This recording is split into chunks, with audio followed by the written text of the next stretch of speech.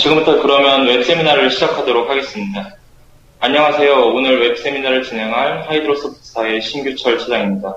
오늘 웹세미나의 주제는 하이드롤릭스 101으로 엑스피스인과 같은 모델링 툴을 이용하기 위해 기본적으로 알아야 하는 수리학하고 수문학의 기초사항들을 다뤄보도록 하겠습니다. 발표 순서는 다음과 같이 수리학의 기초, 수문학의 기초, 그 다음에 마지막에 이제 질의응답 순서로 진행을 하도록 하겠습니다. 후반에 별도의 질의응답 시간이 있으니 그 발표 중에 궁금하신 사항이 있으신 분은 질의응답 시간을 이용을 해주시면 감사하겠습니다. 혹시 그 화면 중간 아래쪽에 보면 마이크가 있는데 기본적으로 이제 꺼짐으로 설정이 되어 있거든요. 근데 혹시 온으로 해주신 분이 있으시다면 원활한 진행을 위해 잠시 꺼주시기 바라겠습니다. 먼저 수리학의 기초사항들에 대해서 알아보도록 하겠습니다. 수리학, 하이드롤릭스라고 그러죠. 수리학은 무엇인지에 대해 알아보도록 하겠습니다. 죄송합니다. 수리학은 보시는 것처럼 이제 정지에 있거나 정수역학이죠. 흐르는 동수역학이 되겠습니다. 정지에 있거나 흐르는 물의 역학적 성질을 규명을 하고 자연계의 이제 그 여러 가지 수리학적 현상을 해결하기 위한 학문이 되겠죠. 그러면 물의 흐름을 이해하기 위해서 먼저 흐름의 특성하고 종류에 대해 알아볼 필요가 있는데요.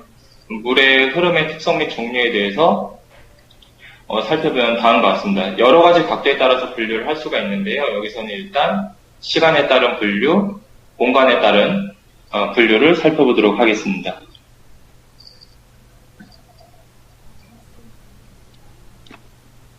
먼저 그 시간에 따른 흐름 특성 변화는 정류와 부정류로 나눌 수가 있는데요.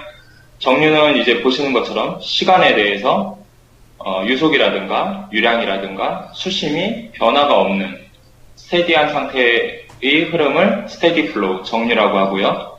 부정류는 보시는 것처럼 이제 시간에 따라서 유속, 유량, 수심 이렇게 지금 변하는 시간에 따라서 그 변하는 경우를 unsteady flow, 부정류라고 하죠. 다음은 공간에 따른 흐름 특성의 변화에 따라서 이제 등류와 부등류로 나누고 있는데요. 공간이니까 이제 길이 방향에 대해서 유속이라든가 유량이라든가 수심이 변화가 없는 경우를 등류라고 하고요. 유니폼 플로우라고 그러죠. 그 다음에 이제 길이 방향에 대해서 공간에 대해서 흐름 특성. 여기서는 지금 수심이 변화하고 있죠. 이렇게 흐름 특성이 변화하는 경우를 부등류, non-uniform flow, varied flow라고도 하죠. 이렇게 구분을 하고 있습니다. 그럼 다음은 수리학의 기초 이론들에 대해서 살펴보도록 하겠습니다. 우리가 뭐 대학교 때 다들 배운 거지만 다시 한번 이제 떠올리는 차원에서 가볍게 들어주시면 되겠습니다. 먼저 이제 대표적인 기초 이론에 대해서 살펴보면 운동량 보존 법칙, 질량 보존 법칙, 에너지 보존 법칙, 이 물 흐름의 문제를 푸는 데 있어 가장 기본적인 개념이라고 할 수 있겠습니다. 절전계나 강체의 운동은 모두가 잘 아시다시피 다음과 같이 이제 뉴턴의 제2법칙을 기초로 하여 설명을 할 수가 있습니다.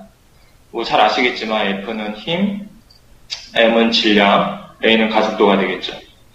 유체의 운동도 마찬가지로 이 법칙을 기초로 하여 설명을 할 수가 있는데요. 이 제2법칙을 다음과 같이 이제 약간 변형시킨 게 운동량 법칙이 되겠습니다. 여기서 이제 단면 1하고 단면 2 사이를 흐르는 유체의 미소 시간 동안의 운동량 변화에 대해서 운동량 변화에 대해서 이제 운동량 보존 법칙을 이용을 해가지고요.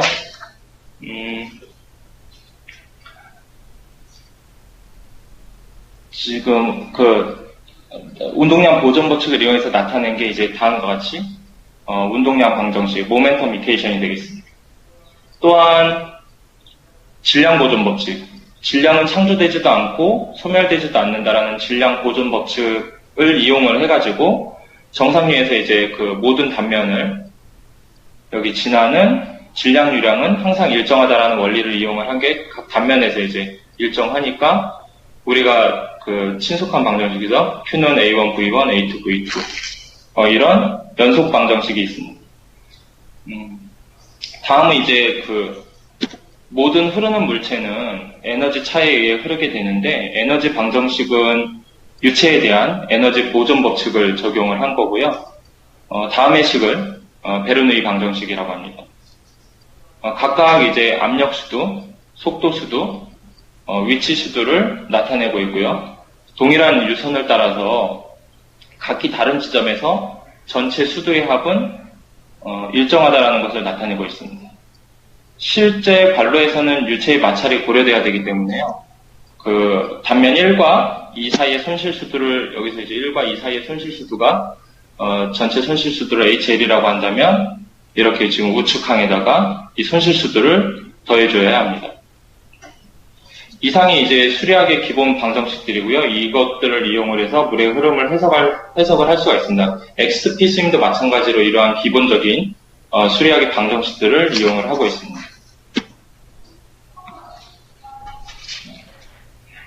다음은 물은 관수로나 이제 개수로를 따라서 흐르게 되는데 먼저 이제 관수로에 대해서 관수로의 흐름 특성에 대해서 알아보도록 하겠습니다. 관수로는 단면 형상에 관계없이 그 유수가 단면 내를 이제 그 관로 내겠죠. 단면 내를 완전히 가득 차가지고 흐를 때, 즉 자유수면이 없는 상태입니다. 자유수면을 갖지 않는 흐름을 말을 하고요. 주로 다음과 같이 이제 뭐 상수도의 배수관이라든가 하수도의 압력관 등이 여기에 속하게 되겠습니다. 관수로 임의의 단면에서 흐름의 전체 에너지를 다음과 같이 임의의 단면이라고 하고요. 흐름의 전체 에너지를 위치수도, 그 다음에 압력수도, 그 다음에 속도수도. 이 해당 지점에서 이제 관을 꽂으면 이만큼 올라오는 게 속도수도가 되겠죠. 속도수도로 나타내면 이제 보시는 것과 같고요. 위치수도와 압력수도의 합이 지금 이 동수경사, HGL, 하이드롤릭 그레이드 라인이 되겠고요. 속도수도를 여기다 더해주면 에너지 그레이드 라인, 에너지 경사가 되겠습니다. 한편, 마찰에 의한 손실수들만을 고려해서 등류의 이제 그 평균 유속을 나타내는 실험식을 평균 유속 공식이라고 합니다. 관수로의 평균 유속을 계산하기 위한 유속 공식으로는 체시 공식하고 후터 공식, 매닝 공식, 하젠 윌리엄스 공식 등이 있는데요. 여기서는 이제 실무에서 주로 쓰이는 매닝 공식과 하젠 윌리엄스 공식 두 개에 대해서 말씀을 드리도록 하겠습니다. 많이 보셨던 공식이죠. 매닝 공식은 다들 아시다시피 이제 다음 것 같고, 흐름의 상태가 이제 난류인 거친 관수로에 적합한 공식이 되겠습니다. 여기서 이제 R은 면적을 윤변으로 나눈 경심이 되겠고요. I는 동수경사, N은 매닝의 조도계수가 되겠죠. 관종에 따른 매닝의 조도계수 N값은 여기 아래에 나와 있는 바와 같이, 이게 교과서에도 나와 있고, 논문이라든가 이런 관련 자료가 많기 때문에 찾아보시면 될 것 같습니다. 다음은 하젠 윌리엄스 공식이 되겠습니다. 미국 상하수도의 표준 공식이 되겠고요. 지금 SI 단위계로 나타낸 공식이 되겠습니다. 국내의 경우에는 이제 실무에서 압력관의 경우에 널리 사용되고 있습니다. 마찰과 관련한 유속계수 C값은 여기 아래에 있는 표와 같이 다음과 같습니다. 한편 다음이 XP 스윙에서 우리가 관과 관련된 대화상자가 되겠는데요. XP 스윙에서는 하이드롤릭 보드라고 해가지고 거기서 수리학과 관련된 그런 매개 변수들이라든가 이런 입력을 하고 조정을 할 수 있도록 되어 있습니다. 이 지금 하이드롤릭 모드에서 관 데이터를 띄운 창이고요. 관수로 수리 계산을 여기서 이제 망관일 경우에 대해서 수행을 할 수가 있습니다. 여기 각 해당 관들을 클릭을 해주신 다음에 각각 해당되는 인자값들을 넣어주시면 그 값들을 기초로 해가지고 관수로 수리 계산을 수행하게 됩니다. 보시는 것처럼 이제 원형관, 박스형 박스라든가 특수형관으로 이제 달걀형관이라든가 이제 마제형 등 다양한 관 형상을 지원을 하고 있고요. 사용자 정의로 이제 연수 같은 것들도 반영을 해가지고 입력을 하실 수도 있습니다. 또한 제형 그 관로라든가 기타 이제 뭐 관들 이거는 이제 개수로가 되겠죠. 이렇게 입력을 하실 수가 있습니다. 이 지금 뭐 정의 기능을 이용을 한다라고 보면은 지금 여기서 이제 만약에 이제 원형관을 클릭을 했다. 그렇다라고 한다면 이제 다음과 같이 원형관 데이터 창이 뜨게 되고요. 보시는 것처럼 제가 아까 이제 그 다양한 입력값들을 입력을 해야 된다라고 말씀을 드렸는데, 광경이라든가, 이제 그 관저고, 상류 관저고, 하류 관저고, 그 다음에 연자, 그 다음에 조도계수, 이런 값들을 입력을 해주면, 그거를 기초로 이제 수리 계산을 수행을 하게 되겠습니다. 관수로에 이어서 다음 개수로에 대해서 말씀드리겠습니다. 개수로는 우리 수로 단면의 일부만, 지금 보시는 것처럼 일부만 차서 흐르는 그런 수로를 말을 하고요. 대기압이 작용하는 자유수면을 가지게 되겠습니다. 주로 중력에 의해서 흐르는 경우고요. 자연 하천이 대표적인 예가 됩니다. 관계수로나 물이 수로 단면의 일부만 차서 흐르는 하수관과 흐름 등도 이에 해당되게 되겠습니다. 관수로와 마찬가지로 임의의 단면에서 흐름의 전체 에너지를 위치수도, 압력수도, 속도수도의 합으로 나타내면 다음과 같습니다. 관수로하고는 달리 중심선은 이제 개수로의 바닥이 되겠고요. 임의의 점에서 이제 그 압력에 의한 수도 상승은 개수로의 흐름의 수심에다가 이제 더하게 되면요. 이제 동수경사선은 개수로하고 비교했을 때 동수경사선은 수면이 되겠고요. 수표면이 되겠고, 속도수도를 더한 속도수도를 더하면 에너지 경사, 에너지 그레이드 라인이 되겠습니다.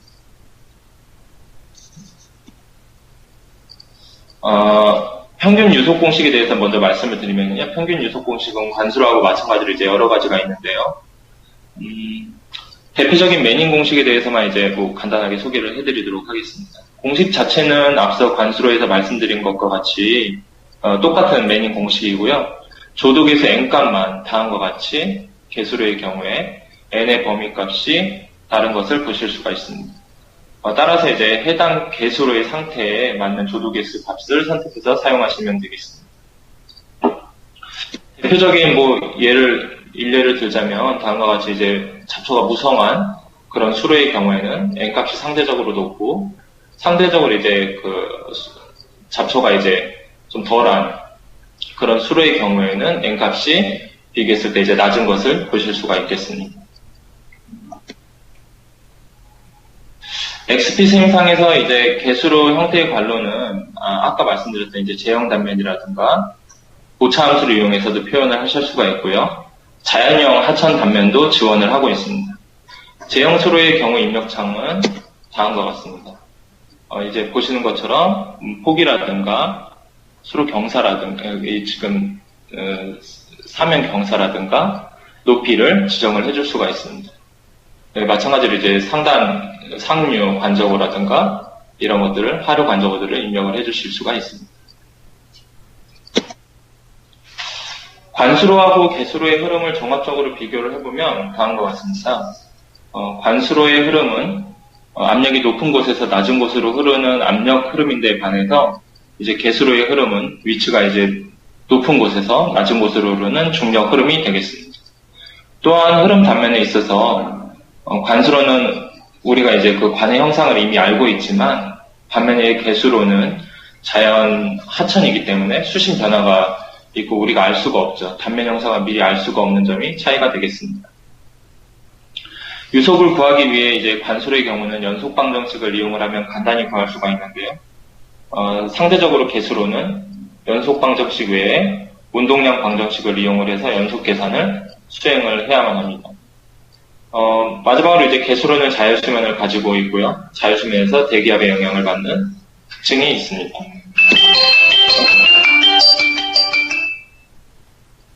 죄송합니다. 계속해서 진행하도록 하겠습니다.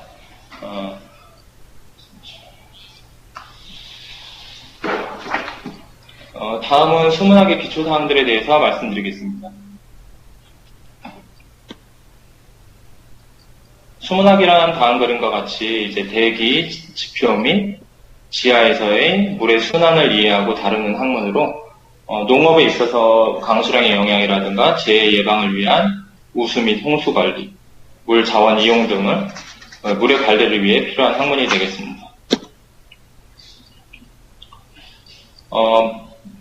물을 관리한다는 의미는 그 유역을 관리해야 한다는 의미인데요. 우리가 이제 뭐 유역이라고 하면 워터쉐드라든가 캐치먼트가 되겠죠.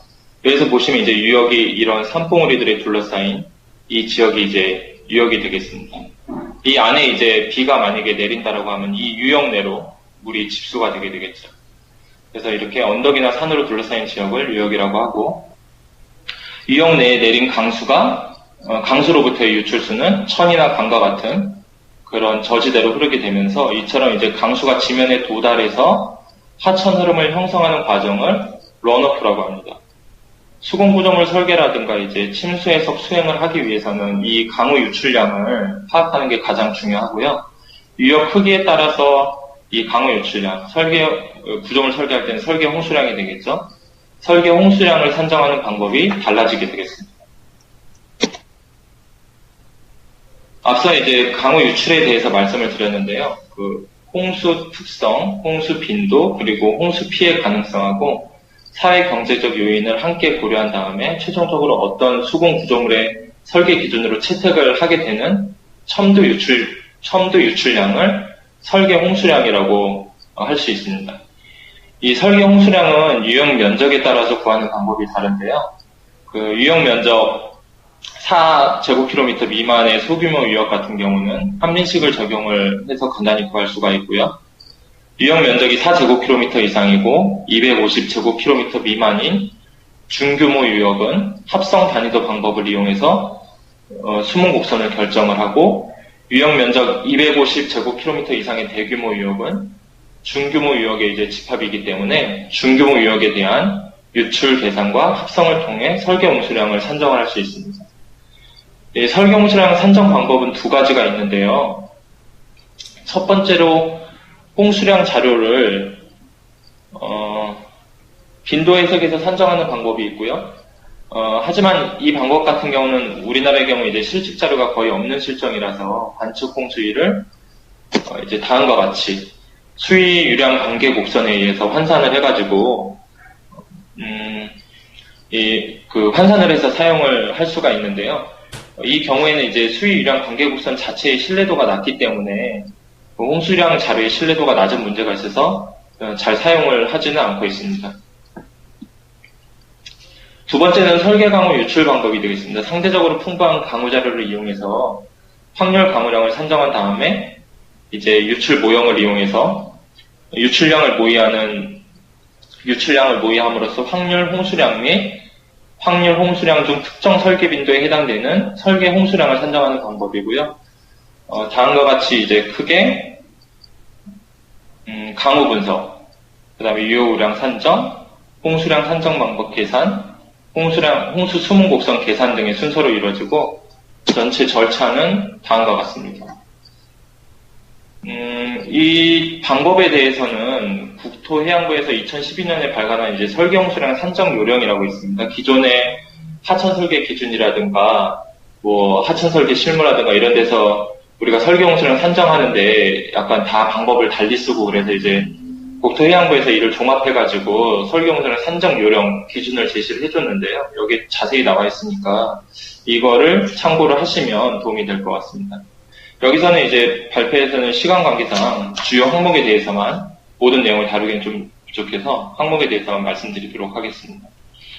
먼저 설계 홍수량 산정에 대해서 가장 먼저 수행을 해야 할 거는 이제 강우 분석이 되겠죠. 이를 위해서 유역 주변 관측소를 선정을 하고요. 그 다음에 해당 유역의 강우량 자료를 수집을 해야 합니다. 그 다음에 이제 고정시간 강우량 자료를 고정시간 임의시간 환산 기술을 이용해서 임의시간 강우량 자료로 변환을 해야 합니다. 변환된 강우량 자료에 대한 그 검정 후에는 국립재난안전연구원의 하드를 이용을 해가지고요. 이게 무료 프로그램이니까 다운로드 받아서 사용하실 수 있습니다. 파드와 같은 프로그램을 이용해서 확률 강우량을 산정을 하실 수가 있습니다. 또한 해당 지속기간에 대해 확률 강우량이 없는 경우에는 보관을 위해서 강우 강도식을 유도를 해야 하고요. 그 다음에는 이제 면적 확률 강우량을 산정을 하고 허프 방법을 이용해서 산정한 이제 설계 강우의 시간 분포를 해야 합니다. 여기까지가 이제 강우 분석이 되겠고요. 그 다음에 강우 분석이 끝난 다음에는 침투로 인한 손실을 고려를 해서 유효우량을 산정을 해주셔야 합니다. 유효우량을 산정하는 방법에 여러 가지가 있는데요. 현재 실무에서는 대부분 미국 토양보전국, 예전엔 SCS였고 현재 NRCS인 토양보전국 방법을 채택을 하고 있고요.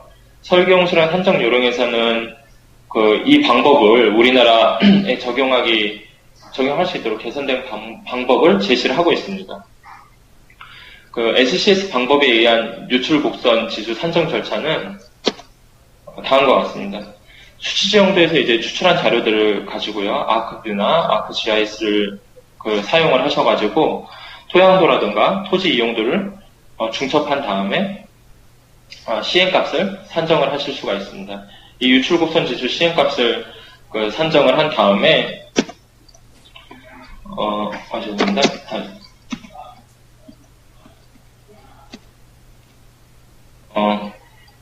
다음으로 이제 홍수량 산정을 위한 유역의 대표 단위도는 다수의 호우사상별 강우 유출 자료로부터 유도를 할 수가 있는데요. 사실상 이제 자료의 제약 때문에 곤란한 점이 있어가지고 대부분의 경우에는 미계측 유역에 적용하는 합성 단위도 방법을 적용을 하게 됩니다. 합성 단위도 방법에는 클락이라든가 SCS, 스나이더 등등 이제 단위도법 등이 있고요. 이 중 클락 단위도법이 유역의 지역성을 띠지 않기 때문에 설계 홍수량 산정 요령에서는 클락 단위도법을 추천을 하고 있습니다. 이제 단위 유량도법을 유도한 후에는 설계 우량 주상도를 단위 유량도에 적용을 하고요. 그러면 이제 다음과 같은 형태의 유출 수문 곡선으로 변환을 할 수가 있습니다. 이로부터 이제 설계 홍수량을 산정을 할 수가 있는 거죠. 이렇게 설계 홍수량 산정 방법에 대해 말씀드렸는데요. 그러면 XP 수임에서는 강우 유출량 산정 시에 이러한 기법들이 어떻게 이용이 되는지에 대해서 말씀드리도록 하겠습니다. 먼저 앞에서 설명드린 바와 같이 유효 우량을 산정하기 위해서는 유역 내 투수 지역에서 침투로 인한 손실을 계산을 해야 하는데요. XP 수임에서는 이를 위해서 다음의 4가지 방법, 호튼, 그린햄트, 일정손실, SCS, CN의 4가지 침투 기법을 지원을 하고 있습니다. 먼저 호튼 기법 같은 경우는 경험적이고 침투 방정식으로 널리 쓰이는 방법입니다. 토양을 이제 ABCD의 4가지 수문학적 토양 그룹으로 분류를 하고요. 각각의 초기 침투능과 종기 침투능을 정의를 해주면은 침투를 모의하는 이를 통해서 이제 침투를 모의하는 기법이 되겠습니다. 이 호튼 기법은 이제 보시는 것처럼 시간에 대한 함수로 침투능을 계산을 하고요. 강우 동안의 이제 침투능과 이 시간에 따라 함수에 따라서 유사한 침투의 소멸을 묘사를 하게 됩니다. 또한 단일 강우 사상이 아닌 장기 시뮬레이션인 경우에는 침투능을 재생성하는 인자를 사용을 할 수가 있습니다. 다음은 그린햄트 방법이 되겠습니다. 그린햄트 방법은 지표가 포화되기 전에 침투하는 물의 부피를 예측하는 방법이고요. 입력값 중에서는 초기 수분 부족, 이 가장 민감한 값이 되겠습니다. 토양 구성에 따라서 흙이 건조되기 시작하는 시점에 전형적인 초기 수분 부족량을 입력을 해주면 되겠습니다. 다음은 일정손실 비법입니다. 일정손실 비법은 직접적으로 손실을 입력하는 방법이고요. 직접 손실을 입력을 하게 되면 입력한 초기 손실을 여기 입력을 해주시게 되면 이걸 그대로 그냥 반영을 하게 됩니다. 그리고 초기 손실량을 초과하게 되면요, 여기 연속 손실을 입력해 주신 대로 초과 이후부터는 연속 손실이 계속해서 나타나게 되겠습니다. SCS CM 방법은 투수 지역에 대해서 토지 이용 분류 기준에 따른 유출곡선 지수, CN 값을 입력을 해서 손실을 계산하는 방법이 되겠습니다. 설계홍수량 산정 요령에 따르면 미국 SCS의 유출 곡선 지수 및 토지 이용 분류 기준하고 국내 실무에서 사용되는 기준 등을 종합적으로 고려를 해가지고요. 토지 이용도하고 그다음에 수치 토지 피복도의 분류 기준별 CN을 유출 곡선 지수를 결정할 수 있도록 우리나라 그 유출 곡선 지수 기준을 제시를 하고 있습니다. 토양 이용 분류 기준에 따라서. 따라서 이제 설계홍수랑 산정 요령에 나와 있는 이 유출 곡선 지수 기준을 그냥 적용을 하시면 될 것 같습니다. 다음은 라우팅 기법에 대해서 말씀드리겠습니다. 침투 기법을 통해 손실량을 계산을 하셨다면 그 유효 우량을 산정을 할 수가 있게 되는 거죠. 유효 우량을 이 유효 우량에 대해 유출 수문 곡선을 산정하는 게 이제 그 산정하기 위한 방법이 라우팅 기법이 되겠습니다. 라우팅 기법은 보시는 것처럼 XP 스트림에서 이제 여러 가지를 지원을 하고 있는데요. 비선형 저수지 방법인 런오프 기법이라든가 세인트 버네트 방정식을 이용한 운동파 방법, 그 다음에 단위도법 등등 다양한 기법을 제시를 하고 있습니다. 그럼 각각의 라우팅 기법에 대해서 살펴보도록 하겠습니다. 이 각 라우팅 기법에 대해서 그 원리라든가 이런 걸 세세하게 알려드리기에는 좀 시간상 어려움이 있어서 기본적인 개요 원리라든가 입력값 위주로 설명을 드리도록 하겠습니다. 먼저 런오프 운동파 그 방법에 대해서 말씀드리도록 하겠습니다. 스트림 유출 비선형 저수지 방법이 이제 런오프 기법이 되겠고요. 부정 부등류 홍수파의 흐름을 표시하는 운동량 방정식인 세인트 버네트 방정식의 지배인자 중에서 자연하천에서 중력과 마찰력만을 고려하고 나머지는 무시한 조건에서 흐름을 추적하는 방법이 운동파 기법이 되겠습니다. 런오프 모드에서 격점을 클릭을 하시게 되면요. 다음과 같이 이제 소유역 설정창이 뜨게 되고요. 해당 소유역을, 여기 위에 있는 해당 소유역을 더블 클릭을 하시게 되면 조금 전에 보셨던 라우팅 기법, 앞에 있었던 라우팅 기법, 이렇게 선택을 할 수 있는 창이 뜨게 됩니다. 여기서 런오프 또는 운동파 기법을 선정을 하신 경우에는요, 이 경우에만 소유역 설정창에서 입력을 해주시면 되겠습니다. 이 두 기법은 다음과 같이 소유역을 폭의 수직적으로 경사를 가지는 이상적인 박스 형태로 가정을 하고 있고요. 유역 폭은 수로의 직각으로 유입하는 폭을 의미하고 입력 인자는 다음과 같이 입력 인자는 그 면적, 불투수 비율, 너비, 구배를 입력을 해주시면 되겠습니다. 이 두 가지 방법은 소유역에 사용할 수 있는 간단한 방법인데요. 그 자연 유역을 직사각형의 가상 유역으로 변환한다라는 그 가정 때문에 유역폭을 결정하기가 어려운 문제가 있습니다. 따라서 이제 유출량을 정확하게 산정하는데 곤란한 점이 있다는 게 단점이 되겠습니다. 다음은 로렌슨 기법입니다. 로렌슨 기법을 선택을 하시게 되면 두 번째 로렌슨 기법이고요. 다음과 같은 창이 뜨는데요. 유역을 비선형 저수지, 이런 식 함수 형태의 비선형 저수지로 가정을 하는 방법이고, 여기서 S는 저류량이 되겠고요. B는 저류량 지체시간계수, Q는 유출량, N은 저류량 비선형 지수를 의미하게 되겠습니다. 입력 인자는 B하고 N이 되겠고요.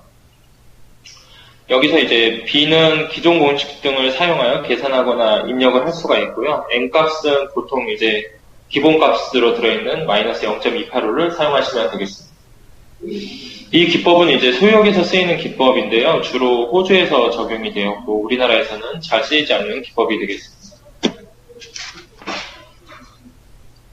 다음은 SCS 수문 기법입니다. SCS는 세 번째 SCS 수문 기법이 되겠고요. 미국 토양보존국, 아까 말씀드렸다시피 이제 SCS 약자고요.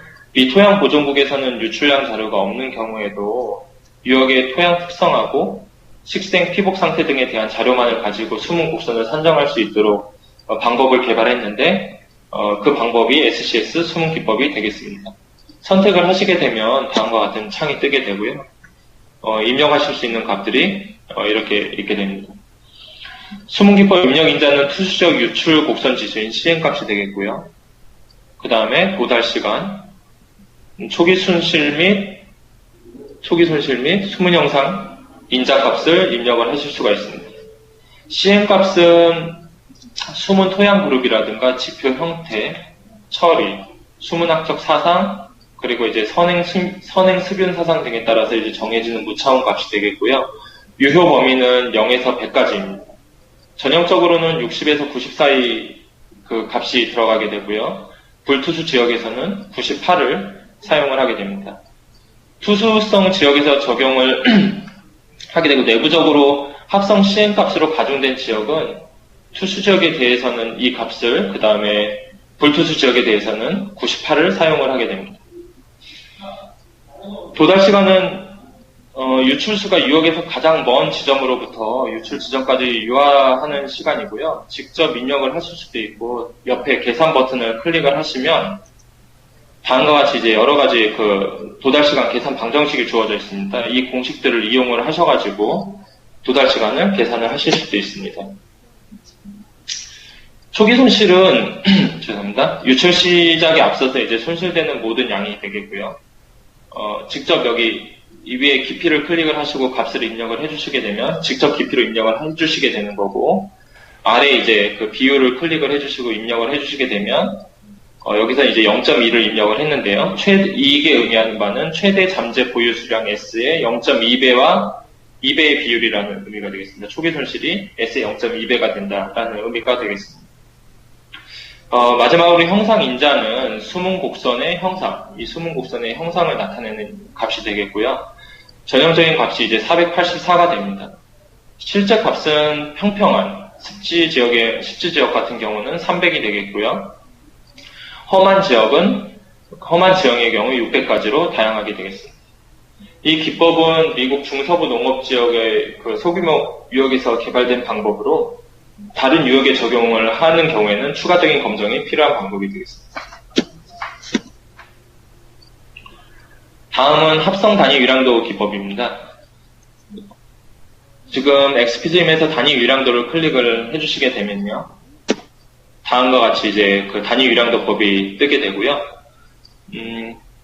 여기서 이제 여러 가지가 있는데 차례대로 한번 살펴보도록 하겠습니다. 먼저 내쉬 그 단위 위량도법을 살펴보게 되면 다음과 같이 동일하고 연속적인 그 선형 저수지로 되어 있는 배수 유역을 고려한 개념적인 유역 모델이 되겠고요. 유입 유량을 저수지를 통해서 들어오게 해가지고 순간 단위 유량도에 대해 수치식을 유도를 하게 됩니다. 이 방법을 적용하기 위해서 선형 저수지의 개수를 의미하는 지수와 첨도 발생 시간의 두 데이터가 필요하게 됩니다. 다음은 합리식이 되겠고요. 단위 위량도법의 합리식을 이용을 한 겁니다. Q는 CIA의 결정론적인 형태를 적용하는 단위 위량도 기법을 제공을 하고요. 이 과정에서 하위 유역 유출 개수 C와 도달 시간 TC, 이 두 가지 값, 런오프 개수와 도달 시간 그 두 값을 입력을 해주시면 됩니다. 계산되는 시간 간격과 일치하는 강우를 사용을 하고요. 단위 위량도는 도달 시간의 2배 시간으로 구성되게 됩니다. 하지만 뭐 다들 아시다시피 합리식은 고정 자료 없이는 적용을 하기에는 적합하지 않다라고 할 수 있겠습니다.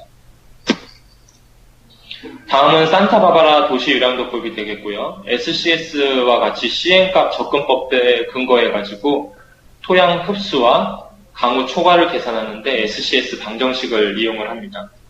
이 방법은 해당 유역의 유출 깊이를 전환을 해서 유역의 도달 시간에 따라 같은 시간 간격의 강우 수문 곡선을 작성을 하고요. 유출 수문 곡선을 형성을 하는데 추가를 합니다. 한편 그 산타바바라 도시 위량도법은 유출 깊이를 유역의 도달 시간과 같은 지체 시간을 가진 가상 저수 시설을 통해서 흐르는 순간의 유량도로 전환을 해주게 됩니다. 다음 스나이더 방법입니다. 스나이더 방법은 미국 애팔레치아 산맥 지역에서 유역 면적이 30에서 3만 제곱킬로미터인 유역을 대상으로 단위도를 유역 특성의 항으로 정의를 했고요. 입력값은 저류계수와 첨도 발생, 지체시간 두 가지 데이터가 요구되게 되겠습니다. 우리나라의 경우 스나이더 방법에 의한 결과는 통상 다른 단위도 방법에 의한 결과와 좀 차이가 있어서 이를 적절히 조정할 방안이 마땅히 없는 경우에는 없기 때문에 현실적인 적용성이 낮아서 실무에서 잘 사용되고 있지 않은 것으로 알고 있습니다. 스나이더 엘라메다 방법 같은 경우는 유역 특성으로부터 지역에 적합한 개별적 변수들을 계산을 해가지고 이제 캘리포니아 엘라메다 지역에 적용된 방법이 되겠고요. 입력값은 그 유로 연장, 유역 중앙과 가장 가까운 유로상의 지점까지의 거리, 유역의 평균 경사하고 조도가 되겠습니다. 그래서 저류시에는 이게 지금 프로그램상 좀 오타가 있고요. 조도가 되겠습니다. 다음 시간 면적 방법이 되겠습니다. 일정 시간 증가에 대해서 유역에서의 단계적인 면적별 기여를 표현하는 시간 면적 다이어그램과 강우 초과 우량도의 관계를 이용을 하는 방법이고요. 대상 유역에 대해서 불투수와 투수 표면에 대해 개별적인 수문 곡선들을 생성을 하게 됩니다. 이들은 그리고 도시 지하 배수 관망에 입력되는 각 소유역별 총 유량을 계산하는데 결합되게 됩니다. 시간 면적 방법의 입력 인자는 도달 시간별로 면적을 산정을 해야 하지만 모형에서는 선형 관계로 단순화하기 때문에 보시는 것처럼 이제 도달 시간과 전체 면적을 면적은 이제 앞에 그 소유역 창에서 입력을 했기 때문에 여기서 도달 시간만 입력을 해주시면 되겠습니다. 입력하면은 되겠습니다. 마지막으로 클락 단위도는 해당 유역의 이제 선형 수로와 유역 출구에 위치한 선형 저수지로 구성되어 있다고 가정을 하는 방법이고요. 선형 수로에 의한 유출의 전이 효과와 선형 저수지에 의한 유역의 저류 효과를 고려해서 순간 단위도를 작성하는 것이고 유출의 전이 효과뿐만 아니라 유역의 저류 효과도 고려하기 때문에 실제 유출의 물리적인 현상을 보다 구체적으로 기술할 수 있는 방법입니다. 따라서 자연유역에 적용하기 적합한 방법이 되겠습니다. 클락 방법의 입력인자는 도달 시간하고 저류 계수의 두 가지가 되겠고요. 다른 단위도법과 비교해서 지역성을 가지지 않기 때문에 비교적 객관적인 방법이라고 할 수 있겠습니다. 설계 홍수량 산정 요령에서도 보면 클락 단위도법을 홍수량 산정 방법으로 채택을 하고 있습니다. 이게 지금 XPCM 같은 경우는 수문, 그러니까 수자원 분야에서도 쓰이고 상하수도 분야에서도 쓰이고 있는데요. 이제 수자원 분야 같은 경우는 기준이 설계 홍수량 산정 기준이라는 명확한 기준이 있기 때문에 이에 따라서 홍수량을 산정을 해주시면 되겠고요. 하수 분야에 이제 종사하시는 분들 같은 경우는 하수 시설 기준에 이와 관련해서 명확히 나와 있는 게 없으나 이제 합리식을 사용할 수 있다 뭐 이런 식의 문구가 있기 때문에 주로 합리식을 많이 사용을 하시는데 사실 좀 적합치 않은 그런 면이 있기 때문에 저희가 이제 추천해드리는 방법은 간단히 적용하실 수 있는 시간 면적 방법을 추천을 해드리고 있습니다.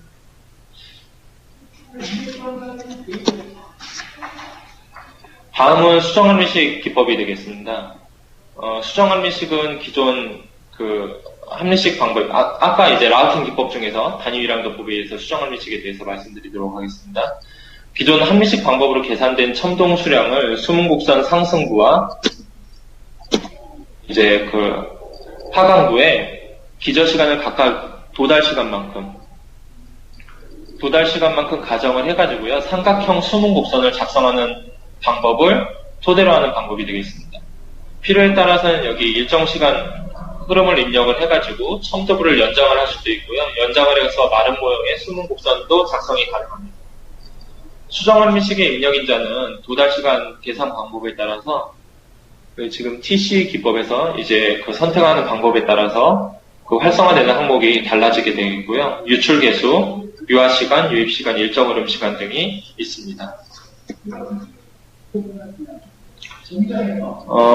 마지막으로 UK 수문 기법입니다. 제목에서도 나와 있듯이 영국 지역을 대상으로 하는 방법이고요. 다음에 5가지 방법을 제공을 하고 있습니다. 첫 번째 베리어블 PR 기법하고 두 번째 웰링포드 기법은 비선형 저수지 라우팅 기법이 되겠고요. 그 다음에 나머지 REFH라든가 FEH라든가 FSR은 단위 위량도 수문 기법이 되겠습니다. 뭐 자세한 내용을 말씀드릴 필요는 없을 것 같고요. 간단하게만 말씀드리면 입력값에 대해서만 말씀드리면 이 각각 방법별로 이 아래 그 입력값이 달라지게 되겠고요. 영국 지역을 대상으로 했기 때문에 국내에서는 별로 사용되지 않는 수문 기법이 되겠습니다. 참고로 이 아래 그 토양 분류 합은 항상 100%가 돼야 되겠습니다. 여기까지 이제 제가 수리학하고 수문학 기초 이론들 뭐 대학교 때 배운 것들을 이제 그 XPCM이라는 모델 툴을 이용하기 위해서 거기서 이제 사용되는 기초적인 그런 내용들에 대해서 다시 한번 떠올려보는 차원에서 말씀을 드렸고요. 수리수문 해석을 위한 기초사항의 내용이 많지만 또 워낙에 방대한 내용이기 때문에 시간 관계상 주요 내용 위주로 압축을 해서 말씀을 드렸습니다.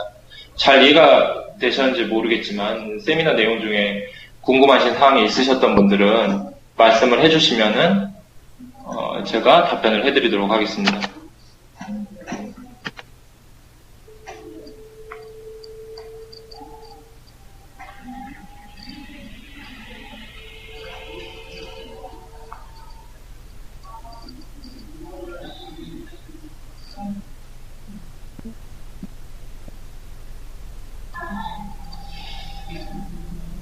네. 강의 자료는 지금 저희가 기존에는 그 유지보수 고객분들 대상으로 따로 제공을 해드렸는데, 이제는 저희가 이게 강의가 끝나고 나면은 정리되는 대로 그 공개를 하기로 했습니다. 그래서 따로 이거를 보내드리는 거는 이제 저희가 유지보수 고객님들한테만 보내드리도록 하고요.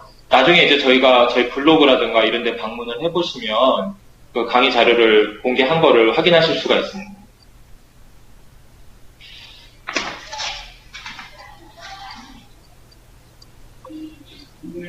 그리고 저희 블로그는 저희 홈페이지 하이드로소프트 www 잠시만요.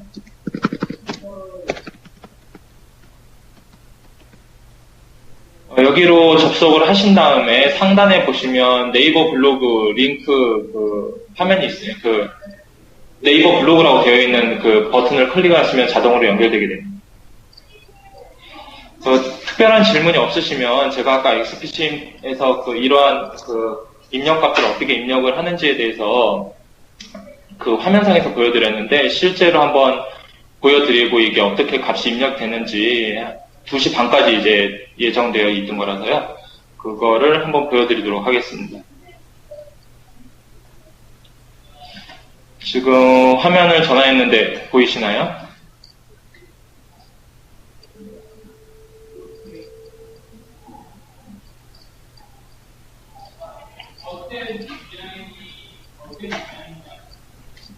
지금 제가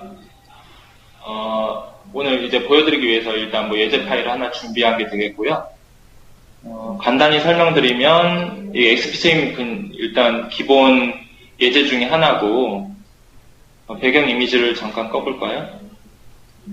배경 이미지를 꺼보면 다음과 같이 이제 링크가 구성되어 있는 걸 확인할 수가 있습니다. 지금 안 보이시나요? 예, 잠시만요.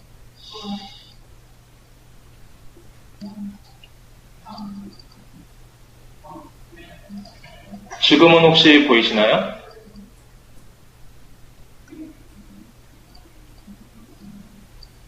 계속 안 보이시나요? 네. 잠시만 기다려주시면 감사하겠습니다. 보이시나요? 네, 그럼 진행을 하도록 하겠습니다. 지금 여기서 이제 보면 이게 그냥 일반적인 하수 관망이 되겠고요. 여기 점선으로 이제 표시된 게 하천 관로가 되겠습니다. 이건 지금 제가 해석을 다 해놓은 거고요.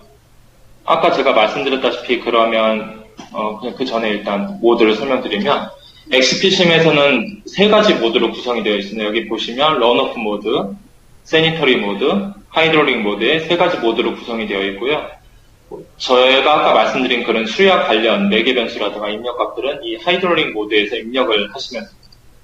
똑같은 방식으로 런오프 모드로 가시면 지금 화면이 바뀌었죠.